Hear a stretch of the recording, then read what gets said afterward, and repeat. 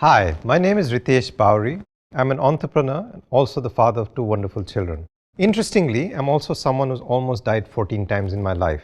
From being in a near plane crash to being lost in a jungle, I've seen it all. 7 years ago, I experienced what was hopefully my last near-death experience. I just turned 40. I was diabetic, I was hypertensive, had always suffered from asthma, and I had acidity for at least 20 years. Thanks to the intervention of Professor Ravi Rajan, I was able to reverse all these conditions in 90 days. I was hooked. I had to learn more. Since then, I've read thousands of medical journals and hundreds of books. I've certified myself in physiology from the Harvard Medical School and in nutrition from the Tufts Medical School. I just had to understand what was happening in the human body. I've started Breathe Again, a platform dedicated to helping people live a very long and a very healthy life. We've been able to impact thousands of people, reverse lifestyle conditions. You know, the really interesting thing is that even the World Health Organization calls lifestyle diseases potentially reversible. Are we saying that if you just simply made some lifestyle changes, 7 of the top 10 reasons why we're dying could be reversed, or at least the risk could be reduced? To find out more, I put together the Ritesh Bawri Show, where we talk to experts and regular people, understand from them what's going on with their lives, and how all of us can live a very long and a very healthy life. Welcome to the show, the Ritesh Bawri Show.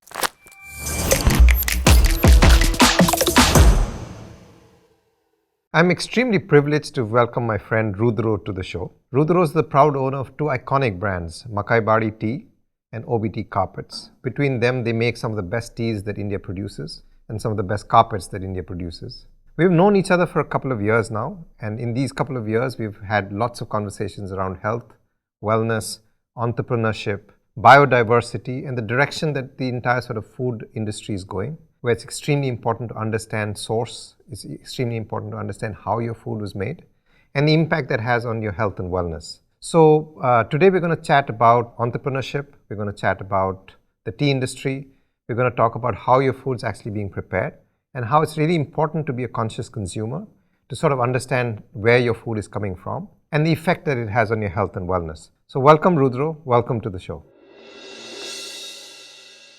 Hi Rudra, you and I have known each other now for a couple of years, and I'm extremely excited to have you. You're in many ways a source of inspiration. I learn every time we interact, I learn every time we meet. But today let's start this conversation on health and fitness. It's now become a very important thing. I think people realize the value of comorbidity. They started understanding these terms, type 2 diabetes, morning fasting, hypertension. But you've been a fit person, and it's a journey. I understand it's a journey, but you've generally been a fit person.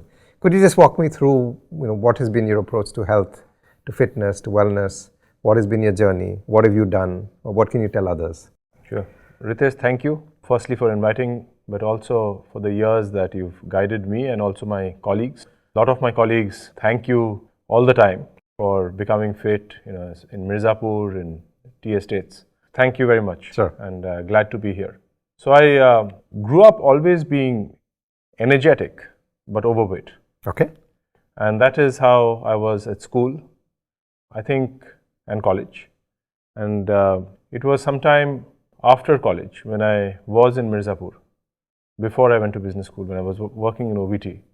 Something to do with actually starting to figure out what I'm going to eat every day made the change. Because, when we are in school, we don't really think, what we are going to eat. We eat whatever we can, whatever's at home, etc. Sure. I started doing that, and partly because I used to play squash, and I could feel that I was getting slower in playing squash. And I wanted to, not be a great squash player, but wanted to be able to run as fast as I thought I should. Sure. And in terms of fitness, since in the last 10 years, it's been a variety of things. Okay. 5-6 years ago, I'm flat-footed. I felt that being able to walk in hilly terrain, I wasn't very comfortable. I wanted to challenge myself, and I did first Sandakphu, then Wonderful, yeah, of course. And then Kilimanjaro. Sure. I had done Machu Picchu before that. Okay. So that required a certain amount of fitness to be able to, do 1 week or so of treks. During this COVID period, in some ways, there was a positive in terms of health and a negative. One is, as you said, we all became conscious. We also ate at home. Yeah. There wasn't eating outside, so we were much more it was within our control. Sure. Also, playing squash wasn't possible, or doing team sports wasn't. They were locked down through this period. So I started exercising at home with my wife, with Zoom, with the trainer. Sure, of course. So that actually has worked out very well, because I was in Mirzapur last 2 weeks. In normal circumstances, I wouldn't have exercised at all. Right. But now, because of There's no this excuse. Virtual there's no method, excuse. there's no excuse. So your trainer can follow you everywhere you go. Absolutely. I've heard that, In the past as well, when I used to travel to US, I would try to stay in the club where there's squash, there's swimming. It wasn't just for exercise, but I almost like it was a way to start the day. So that became the driving force, essentially. Sure. No, wonderful. Actually, there's so many different interesting things that you said. Like, I'd love to just chat for a moment about that journey. And I think most of us have been through that journey, especially people at this particular age. This journey of probably being fit till you were 13, 14, because you're most likely home. And then having gone somewhere or having done something and then sort of lost your way. And then at some point in time in the middle, sort of discovered that this is not really working. And I think the earlier you can discover that, the better it is for you. Like in my case, I discovered only when I was 40. You talked a lot about exercise. What have you done on the other aspects of health? So, for example, sleep, or let's say nutrition, or meditation. What have you done? Is that something that's also on your radar? So, sleep has been a friend all my life. Okay. I've always gone to sleep early. Okay. I've always woken up early. I've mostly slept 7 hours or more if I'm tired. But in terms of meditation, that's been different periods when I meditated regularly and then periods when I haven't. Sure. But it's also, I believe, a sense of waking up with energy, with a sense of opportunity.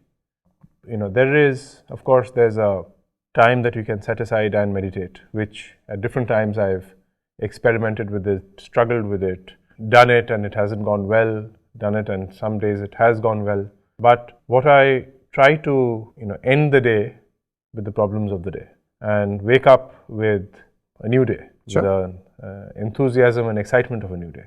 And in fact, I think I rarely wake up and lie in bed. I think that being positive is partly nature, but sometimes you're faced with circumstances where it is not nature. Yeah. And you have to nurture yourself to be positive. Right. Excellent. Very well. And I think that's something that we all struggle occasionally, but when there's a challenge, I would say that let's be curious, let's figure it out, and suppose it overwhelms me, that's fine. Then so be okay. it. Yeah, so be sure, it. Sure. And I think one of the things I really enjoyed about your guidance, which fit in with something I believe in, is it was not buying equipment, it wasn't doing something very cutting edge, it was giving up on things that exactly. you didn't need. And I think whether you call it meditation or habit, it is to try to achieve something but be absolutely okay to give it up when it doesn't work out. Yeah. Also, giving up things when you think that what you're doing isn't for the right reason. Yeah. That, I think, whether it is in lifestyle or in business or in food or in entertainment, it's not sacrifice, but saying, am I wanting it for the right reason? Correct, yeah. Is it helping me grow as a person? If that is there is nothing that I do not do. Yeah. I don't have any food that I say I have to stay away from. I'm always able to enjoy a glass of wine, a good dinner, knowing that, treat it like a privilege. Sure. And an opportunity, but not something that you must have every day. Correct, exactly. No, that's so good. So moderation, I think, is sort of kind of what you say. There's a very interesting point you made about closing every problem before you go to sleep. Walk me through that. It's fascinating. What are you doing? Are you really physically sitting down and saying, okay, let me sort of close this? Is this a mind thing? What are you really doing over there? Not deliberately. Okay. But I think there is a time when I enjoy reading. Yeah. I enjoy ending the day with a book. There is a time when, whatever the problems of the day, I would like to pick up a book and go to sleep after keeping the book by my bedside and nothing else. I do get up in the morning and check the phone quite early. But at night, I'm very comfortable putting the phone on silent at 9 o'clock and not checking it for the couple of hours before I'm going to sleep. Right. That in some ways is a time where I end the day with a lot of curiosity, because I'm usually reading about some new findings or mostly non-fiction. Sure. Some sample of in a Kindle, or some article in a newspaper, which gives me new hope and new things I want to try out next day. And then I sleep soundly, and I wake up with from a different position from where I went to sleep, or in the evening before. And I think that in some ways puts a little bit of perspective when you know that the biggest thing you're dealing with this evening isn't going to amount to a lot at 9:30 or amount to a lot tomorrow morning. And you will have many chances. And I think during this period of coronavirus, I learned that what I projected would be the opportunities or the liabilities going into the COVID period, that didn't work out. Sure. I planned, I thought of the financing, I thought of the strategy. Some things worked out in a way it shouldn't have. Some things didn't work out in a way I would have hoped for. What does that mean? I'm going to continue figuring out how to do my business in the best possible way, but knowing that I cannot see what tomorrow is. Right. And so while we are doing what we are doing at work, it is not to say that I'm sure that this is what is going to happen. There's so many things that we just cannot predict. And I think as we are living our life, it should be obvious to us. Correct. That we haven't been able to predict most things in life. Correct. Exactly. That's in some way takes a little bit of weight off your shoulders. It's also humbling. But also takes a bit of weight off your shoulders. Sure. That's fascinating. Actually, so when you were talking, the image that was kind of coming in my head is almost like the tea ceremony, where you sit down, just let everything settle, let everything calm down. We'll definitely come back and talk about the tea ceremony. But it's fascinating that, it's almost like meditation. I mean, just sitting down, letting your mind settle, reading a book, sort of just doing something completely different, switching off from the worries of the day. That's meditation, right? Because there is no particular way to meditate. This is as good a way of meditation as any other is. Fascinating, really fascinating. Let me switch gears for a quick minute. I want to talk a little bit about the morning. You said that you wake up and you sort of check your email. People say that's not the first thing you should do. You should actually delay it, read, meditate, study, run, swim, cycle, whatever. What are your thoughts? Is that something that you're just unable to do? Is that something you aspire to do? Where are you on that? Well, I've been told I shouldn't do it. Right. I'm at my, it's true, highest energy in the morning. Maybe checking the phone isn't the best idea, but I haven't really been a person I know it's something that will probably go away. It's not something that I really start my day saying, I'm not going to do something I want to do. I run businesses which have significant customer base in the United States, and I just want to make sure that I haven't got an email from a customer or a message from a customer. There have been days when I've woken up at 5 o'clock and I've been on a call with a customer because that message was waiting for a couple of hours. I believe that I'm not as fragile, that there's something I do and that my routine gets completely disrupted. I can check my messages for 5 minutes and then sit down, and usually again I start by reading mostly the Wall Street Journal and Financial Times early in the morning with a pot of tea in the morning. I'll probably sit with my father at that time, who's just woken up. If I'm not in the same place, I'd usually call him. These days, FaceTime him and speak with him for a few minutes, making sure that he's had a good night. And the kids wake up, my wife and I have a cup of tea, and then either in the morning it's the exercise, or I just keep reading new, something more about what I've worked.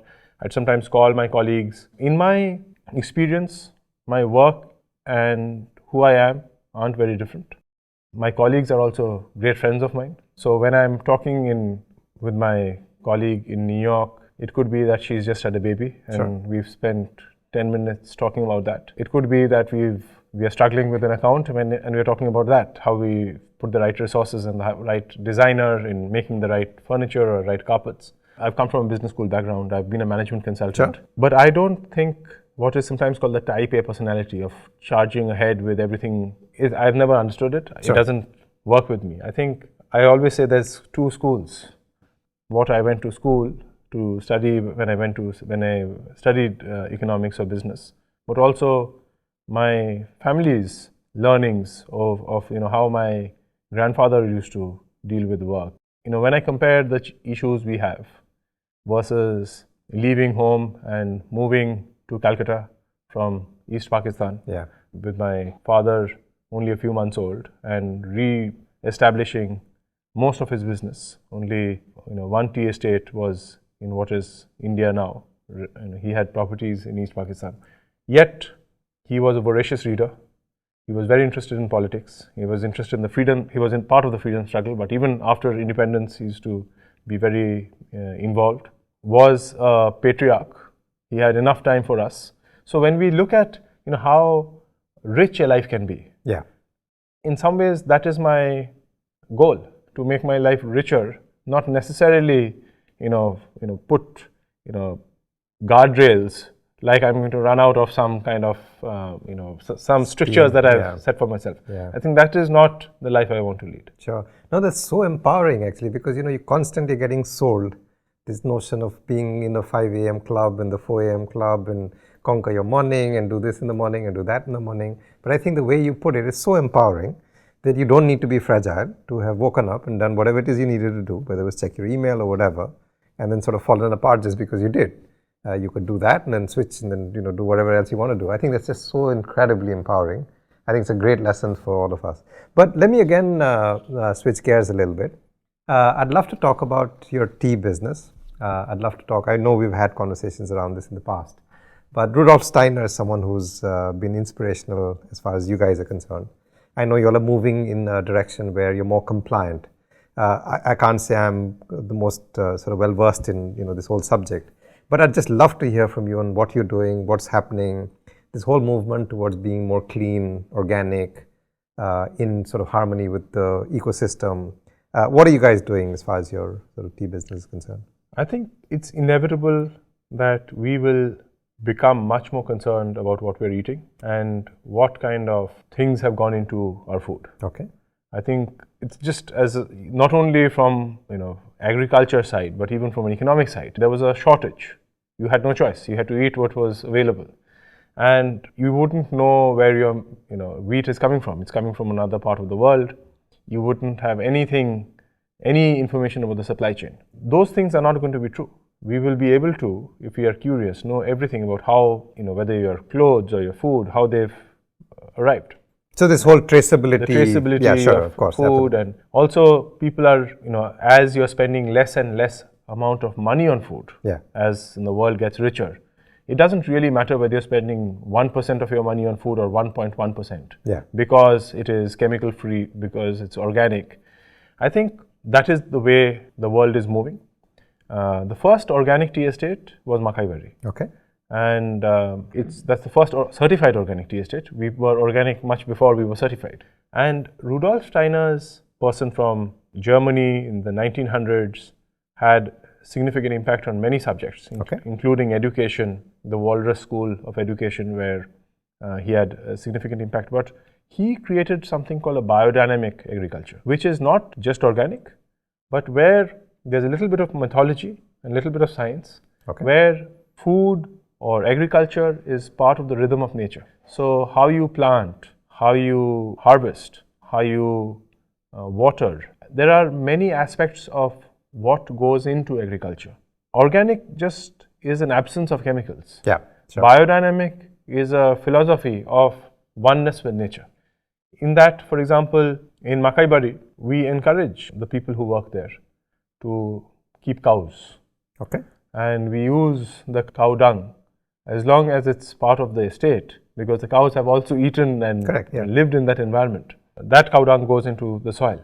Similarly, in terms of what kind of material can go into the bushes, is driven by a stricter process. Not just, it might be organically compliant, but is not part of that ecotrope.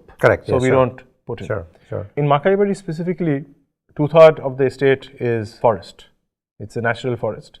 So even if there were pests, the pests have a choice of food, not just tea, The tea, but yeah, many sure, other sure. forests. Interesting, So very interesting. we have been able to run that estate without chemicals, partly because tea is not the only plant in the forest. My experience in Assam is that it's more challenging to have no chemicals, but I think when we are evolving now to have food grade chemicals, and especially I'm very enthusiastic about the technology which can, you can pluck the leaf if there is sudden increase of pests, but you have to know when that is going to happen. Yeah. So with technology, with drones, just seeing the change of colors, we will probably be able to harness technology and use less chemicals everywhere. In Rwanda, where we also have tea estates, I've seen that because it's 6,000 feet or 6,500 feet, you don't need any pesticides. At that, it's above the line where pests attack. So we need to figure this out in a way to bring food without having chemicals, and also being very sensitive to the people working there. Sure. It's both, the chemicals may or may not be, depending on the chemical, bad for the consumer of the tea, but it might be bad for the worker, yeah, absolutely, who's spraying it. Yeah. So it's both, not only the person who's consuming the tea, but also in that environment. No, this is very interesting. So let's say if I was to take this topic and sort of make it useful for a consumer, as a consumer of tea or as a consumer of fruits and vegetables or what have you, we're always told these notions about organic versus non-organic, chemical versus chemical free, and then now you're talking about a new thesis altogether. How should I be looking at my food? Because some of the other things that you hear is there's no magnesium in your food, and the vitamins that they say are available in your carrot actually don't exist because the carrot did not absorb the vitamin from the soil, right? So what are your thoughts from a consumer point of view? Like, what should I be thinking? How should I be looking at my food? Tea is just, let's say, the larger basket of this. I think number one is we need to be more curious. We are putting it into our body, and it's a habit. So I think our interest may not be the same as the package, the company that needs to sell you that package. Sure. So I think if we just go after the label organic, manufacturers will find a way to label it organic. Exactly, yeah. And there will be some kind of understanding between the labeling organization and the manufacturer. Yeah. So I think just going after different labels is less important than knowing. It's almost trusting who's giving you the food. Correct, exactly. About soil changing, I think that's a big issue. I think climate change is a big issue, and so we need to be worried about it, but we also need to recognize that we have the best tools to deal with it. Sure. The world has more food than it needs. Yeah. The distribution is the problem. So there's no need to have more and more area under agriculture. I think one of the issues that we have with tea is huge amount of tea was planted in Assam, cutting forests. Now there's an excess supply of tea, and so the price of tea is low. But that was because there's more tea than is economically feasible. Sure. So I think it's important to have that discussion and balance between having a forest, which is actually good for the tea companies. Tea as well, yeah, sure. It's not just good for the environment. The fun thing about economics is there's no advantages in increasing productivity unless you can increase demand. Yeah. We have increased productivity of all agriculture. The agriculture prices have crashed. Now, because of climate change, we have two problems. One is the agriculture productivity will fall, but we will have a huge area. I think the better thing to do is all of us say, can we start dedicating a bigger portion of our agricultural fields back to forest? And it can be commercial as well. There can be commercial uses of forests. Yeah. That's what I think. Sure. Let's switch gears a little bit. I want to talk about this whole debate between tea versus coffee. Michael Pollan's come up with a wonderful book, Your Mind on Plants. And apparently he went off coffee for 3 months to sort of see the effect, the psychotropic effect of coffee on your mind. And he struggled and then he went back. Of course, there's this debate of which one is better and which one should you be drinking. Could you just walk us through that? And what do you do? Do you drink tea and coffee both? Do you drink only tea? What do you do? I drink both. Okay. I read his earlier books and I saw a podcast where he was talking about coffee and tea, and it's very interesting. The tea industry in India started with the opium wars, essentially. Yeah. So the plant-based and the impact that it has, which I guess India knew a lot about, and it's over time that we've forgotten some of those learnings of what medicinal properties or hallucinating properties plants might have. Yeah. Coffee certainly has more caffeine than tea. Yeah. What I understand is tea has two things which coffee doesn't. One is theanine, Yeah, sure. which is a wakeful relaxation. Yeah. Which, as a state, I love to be in. Of course, who doesn't? Yeah. It's not, you're not relaxed because you're drowsy. You're awake, you're alert without being aggressive. If I just compare with the countries that are tea drinking, that seems to be a differentiating factor in many of those characteristic. Sure. cultures. Very interesting. Yes. Coffee was, historically, the rulers used to be worried about coffee because it could start revolution. Tea was more of a social drink.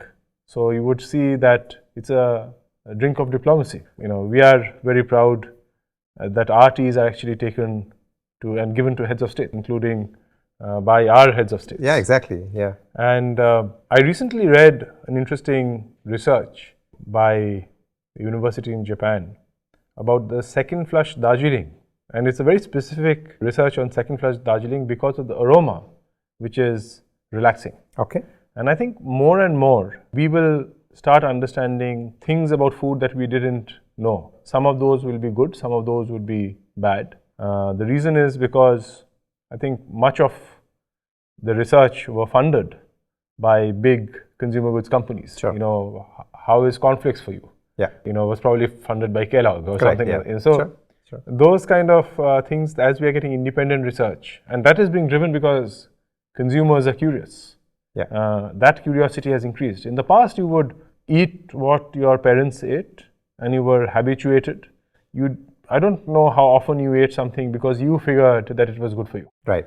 This is now different. Even with tea, what we consider tea, how do you prepare the tea, but also new herbal additives to tea like lemongrass, and many tea producers feel that tea should not be mixed with anything else. Anything else, yeah, sure. I am happy to listen to the customer. Yeah. And see where are they with that thought. Yeah. And if they say that we like masala chai with ginger in it, the right kind of tea for it. Yeah. I will probably not put some kinds of tea with it, but I'll listen to the customer. Yeah. I think as we are developing, there would be flavonoids in tea, which is an antioxidant. And flavonoids, at least in India, especially in the Northeast India, is far higher in the first half of the year than the second half. So those kind of things, you need to really visit and interact with the growers, which hasn't been the case, and it won't be the case if it's being marketed by a multinational who is putting like teas from all different estates, different regions, different times, different harvests, and only telling part of the story. Sure. So I think as customers are asking those questions, I'm excited. Sure. But you also drink coffee. You said you drink tea and you drink, I'm obviously presuming most of your own tea. What's then the science or logic behind the coffee? I don't think tea, coffee, or any beverages are actually interested in your loyalty. Yeah. You can drink whatever you wish to. Sure. And I certainly have a lot of interest in coffee as well. These days I'm drinking Rwandan coffee. I see. Interesting. And which I picked up when I was in Rwanda. And then my colleagues, I haven't been to Rwanda for a while because of COVID, but my colleagues, when they come, they bring some of it. It's got a very different characteristic from the Asian coffees of Vietnam, or I've also greatly enjoyed the coffees from Malabar, Monsoon Malabar. Sure. Yeah, of course, yeah. And Coorg. I love what's happening to the coffee industry in India. Yeah. And also talking about organic, there's biodynamic estates, shade grown. Yeah. So these kind of discussions, I think one aspect is the health, and for some people coffee suits them, for some people it doesn't suit them. Sure. I know people who say I have 2 cups of coffee and I can't sleep. Yeah. So you have to figure it out. But there's so much more to food than health. How they were grown. When someone is offering you tea, what are they asking you to do? They're actually asking you to, can we spend some time without talking about business? Correct, yeah. When you go to a shop and they offer you tea. Similarly, remembering to offer you coffee and then grinding it and brewing it, the whole ritual of it is what I enjoy most. Sure. Let me switch gears a little bit again. You're an entrepreneur. From what I've read, there are probably about 50,000 people directly and indirectly who sort of work with you, colleagues of yours. It's a tremendous amount of responsibility. You also carry iconic brands in your stable. People are looking up to you. there's stress, there's pressure, there's problems. And you talked about how you just in the evening you go and read a book. So how does all of that sort of play out? For other entrepreneurs out there, what's the lesson? What's the story you can tell? So I love that most about my work. Sure. The fact that I work with so many people and the opportunity to work with them and having a good company, but also a better life for all of us. Sure. Just as I was in the middle of college, I did an internship with Grameen Bank. And I had a great opportunity because Grameen Bank at that time didn't have internships. I don't know what they do now. And so I got to spend days with Mohammad Yunus in his room. I see. And as I would come back, and I was in the middle of business school, I would come back with new projects and new thoughts. I started saying that this microcredit essentially gives you credit to start a business. Many people don't know where to sell that business, sell the product. When you look at the home furnishings industry, when you look at small growers in the tea industry, both in India and in Rwanda, 80% of our Rwandan tea is from small growers who are essentially independent farmers. Significant part of our Indian tea is from small growers. You are essentially working with a lot of entrepreneurs, and you are working with people who are in your employment, whether they are in the dye house or weavers or pluckers. So thinking through not only the business, but what's happening to their lives, but also what is happening to their environment, their community. I think that answers a lot of your business questions as well. Sure. And there are a couple of things. One is there are some areas where I think we need to act differently because those are things where the industry is stuck in a rut. Yeah. Or, for example, is there any particular reason that your business is stuck in this part of the value chain and not another? Is there a reason why you're selling to, through one format and not another? Yeah.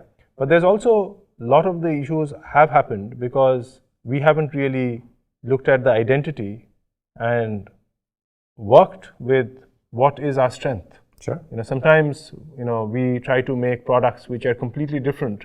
The raw material, 100% of the OBT carpets used to be wool. Okay. Now 20% are cotton, 10% is jute, some of it is recycled plastic bottles. Sure. So these are things that, India needs to find a customer for. Yeah. So because these carpets were Persian, we only worked with the Persian raw material that was used available. If you're making a Tabriz, it's locally, the wool that is available near Tabriz. Yeah. Similarly, when we talk about how a tea estate is structured, it's slightly different, but it is structured in a way an army officer can run, because army officers were tea garden managers. Correct. Yeah.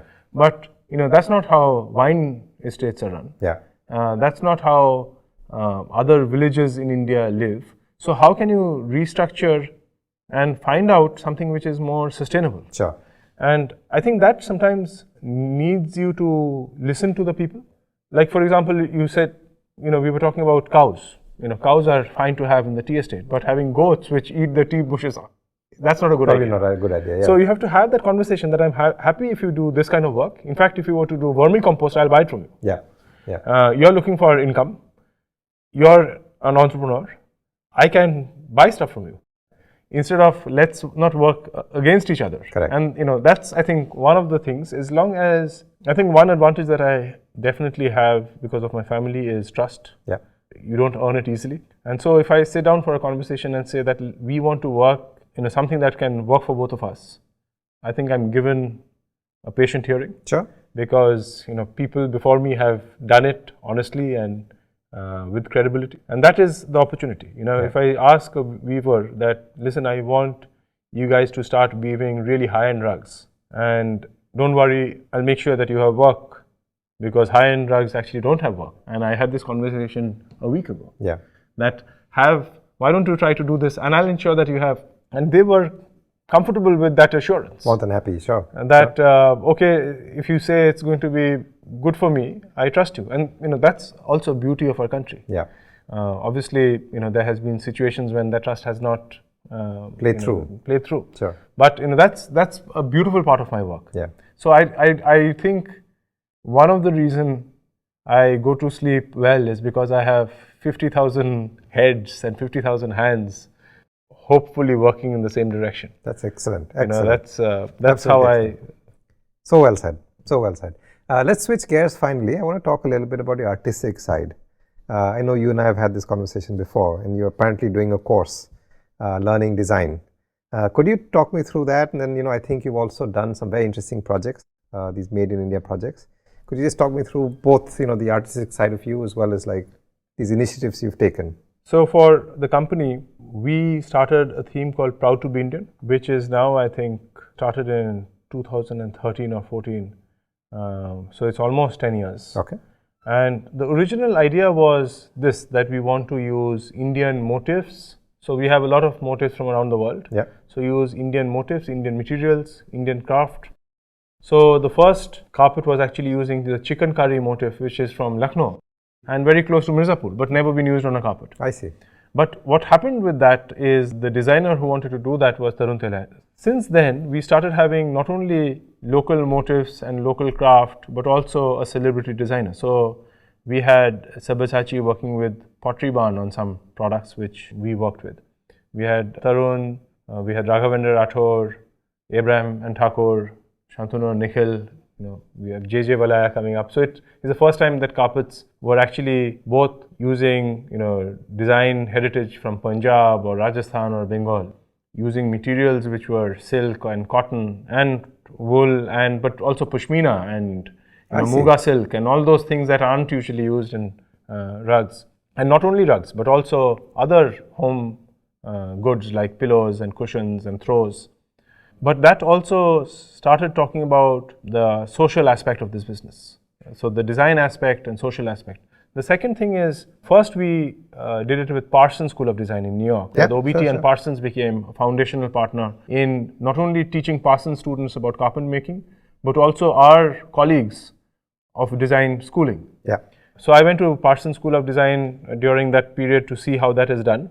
And we did the same thing with NIFT. Yeah. So now we are a foundational partner with NIFT. I'm actually studying now in Oxford, but it's history of design. I see. Interesting. So it's more about material history, on how different materials, different devices, different objects, how they became artifacts. Yeah. And this story has often been told from a Western lens. What's the history of the 100 objects in British Museum, for example, which BBC did. But it can be told in various different ways. When we were celebrating the anniversary of Bhagat Singh, I noticed the cap and his shoes and, suddenly reminded what a young man he was and, his aspirations when he was buying this very smart looking cap and boot and to give up his life for the country. Yeah. That story with the poignancy cannot just be told by, by a book. Yeah. It has to be told by artifacts. Yeah. Another aspect of objects is, there are things that can be said through propaganda, which cannot be said through object. If you see poor quality writing pad from Soviet Union, it doesn't matter what Khrushchev was saying that year, but how their manufacturing industry. So I'm finding it fascinating. Sure. It also tells me a lot about furniture making, which I wish to know. We make furniture. We started a company 3 years ago, and I think India has a huge opportunity in furniture. In carpet weaving, also in the whole, there's intangible heritage. Like, West Bengal got Durga Puja as an intangible heritage. I just heard about it, But also, intangible heritage can be the tea ceremony. Yeah. Those are things that, we as a society, as a community, hold ourselves dear. The food that we eat. And all of these things, the intangible heritage of yoga, for example. So all of these, I think, they're fascinating things to study. That's why I'm doing that course. Sure, fascinating.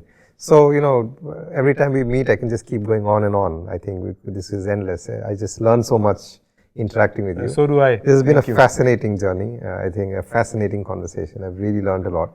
But let's sort of bring it to a close now. I know you're also short on time. Truly appreciate your coming. Thank you. Thank you, Ritesh, and the fantastic work that you're doing through Breathe Again and through your own work. Sure. When we are talking about traceability and source, etc., you've led that movement Correct. for a bit. So that's exactly. We're working on it as well. Yeah, sure. Absolutely. Fascinating. Thank you so much. Really appreciate your coming. Thank you.